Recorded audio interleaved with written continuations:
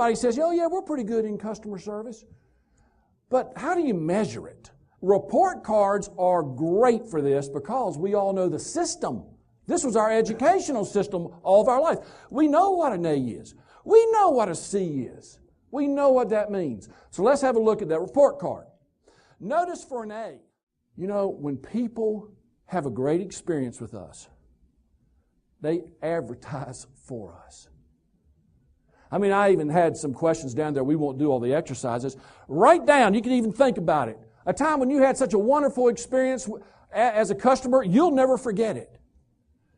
You know, if we had the time, we could all have the stories. We've told those stories. That time you were treated so well, the way it may have even started out badly, but the way they ended up was so exceptional, you told people about that.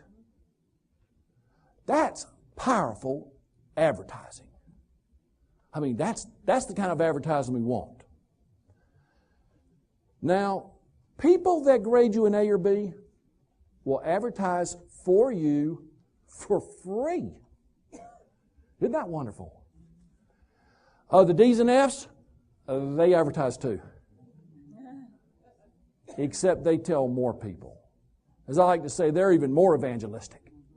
They tell everybody.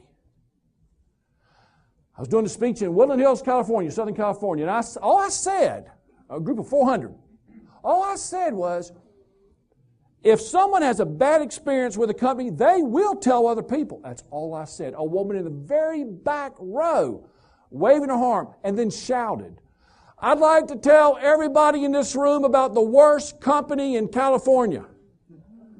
I was thinking to myself, I didn't even ask for a volunteer. And their sound guy was taking a mic over. I wasn't too happy about that either. He's taking her microphone, and she grabs the mic, and she says, it's Jay's Bridal and Tux.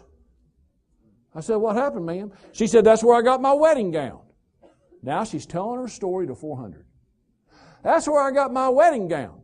And I went there 2 days before the wedding for the final fitting of the gown. When I put it on, they had botched it up so bad that it wouldn't zip, the buttons wouldn't button.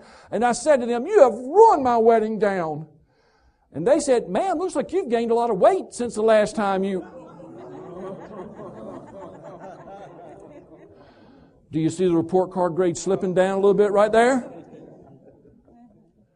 She continues. I explained to them, I beg your pardon, I weigh less now than the last time. I've been losing weight for my wedding. You just ruined it. And they said, ma'am, we can still fix it. But because it's a last-minute alteration, now it will cost triple.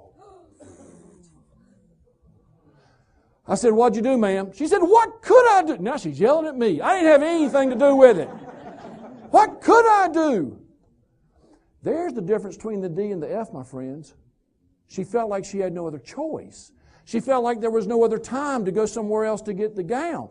That's why she moved from the D to the F. That's why she feels victimized. That's why she's standing up in front of 400 strangers doing what most people say is the greatest fear humans have.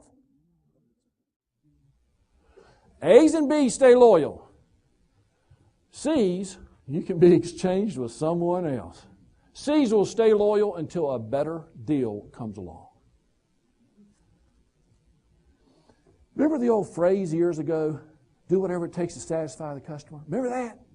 Okay, guys, that's old school these days. Satisfying the customer is no longer enough. Satisfied? What's that? Check out a newlywed couple. Oh, you've been married for a month. I mean, how's it going? Well, I'm satisfied, I guess. What? You don't want to be satisfied. Hey, by the way, remember in school, do you remember what grade was satisfactory? I remember I got a bunch of them. C's. C's were satisfactory. C's are not enough. We have to dazzle the customers. Look at the expression. We got to knock their socks off.